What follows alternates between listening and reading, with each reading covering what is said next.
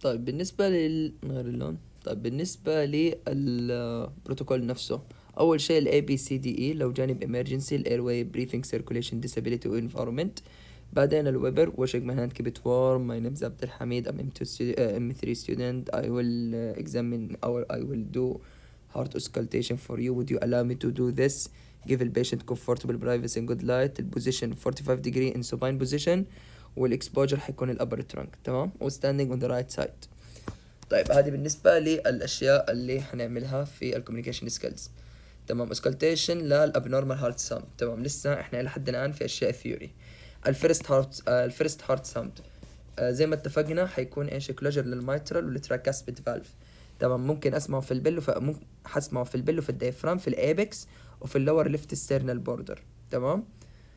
طيب لو كان لاود، لو كان اكستنويتد او يعني لو كان عالي الصوت حيكون في لارج كارديك اوتبوت او مايترال ستينوزس. تمام. طب لو كان كوايت حيكون لو كارديك اوتبوت مع روماتيك مع المايترال ريجرج. يعني لاود مايترال ستينوزس وكوايت مايترال ريجرج.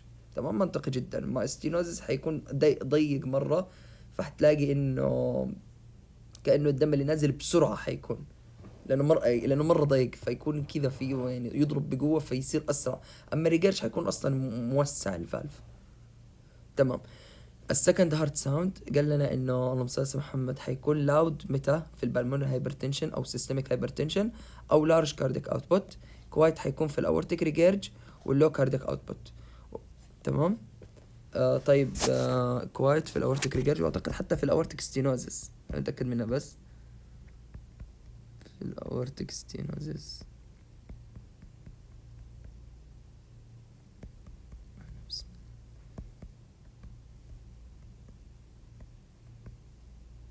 ايوه في الاورتيك ستينوزس حيكون ايش اسمه حتكون اس2 ازلو. تمام. طيب نكمل الشيء اللي احنا فيه. بالنسبة للفيكسد سبليتنج اوف اس2.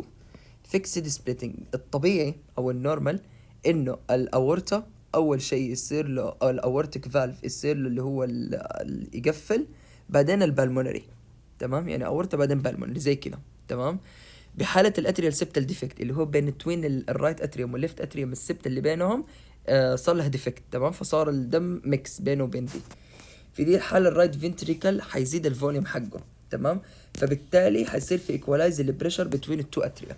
يعني الرايت اتريوم حيصير يساوي الليفت اتريوم، وهذا الشيء لا، المفروض انه لا، المفروض انه يكون الليفت اتريوم اكثر، المفروض انه يكون الليفت اتريوم اسرع، المفروض ان الاورتيك يكون اسرع من البلمونري. تمام. بس بحالة السبتال ديفكت حيصير في ايكوالايز في البريشر. فاللهم صل على محمد حيصير سبليتنج از فيكسد. يعني حيصير اللهم صل على محمد ايش اسمه يا ربي، البلمونري فالف يقفل مع الاورتيك فالف بنفس الوقت، وهذا الشيء ما مو صح. الشيء الصحيح ان الاورتا بعدين البلمونري.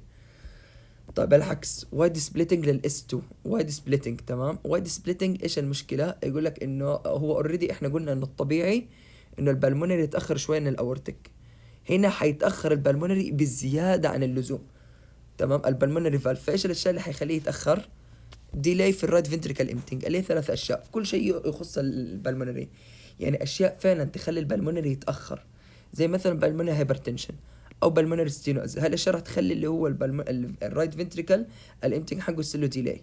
او الرايت باندل برانش بلوك اللي هو الاس اي نود حيعطي الاي في نود، الاي في نود حيعمل اللي هو المصاص مد البركنجي، فاللي هو الرايت فنتريكال والليفت فنتريكال. الرايت هو اللي حيصير الرايت باندل برانش بلوك هو اللي حيصير له بلوك، فبالتالي الرايت فنتريكل حيكون ابطأ من المعتاد، فبالتالي حنلاقي انه في وايت سبليتنج. حنسمع الاورتا وبعدها بمده حنسمع البلمونري. تمام. الثيرد هارت ساوند اول ما نسمع كلمه ثيرد هارت ساوند يعني اللي هو دايليشن كارديوميوباثي. واول ما نسمع الفورث يعني هايبرتروفي. تمام. صلى الله عليه محمد. تمام. الثيرد هارت ساوند الفور تشامبرز حيصير لها ايش؟ حيصير لها التشامبرز يعني حيصير لها دايليشن. تمام. حتتوسع مره، حتتوسع. فقال لنا انه هي تصير متى؟ تصير في الليفت فنتريكال فيلير او في المايترال ريجيرج. تمام.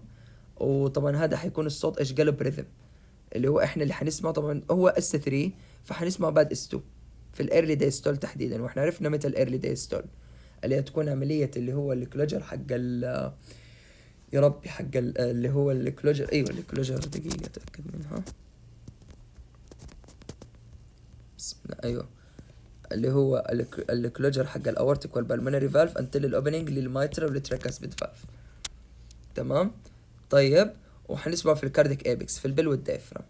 طب بالنسبة للفورث قالك هذا الهايبرتروفي، حنسمع برضه في الكارديك ايبكس. حنسمع طبعا هو اس 4 فيكون كم قبل اس 1، اللي هو تحديدا بعد الاتريال كونتراكشن، بعد لما ينزل ال 30% على طول نسمع الاس 4.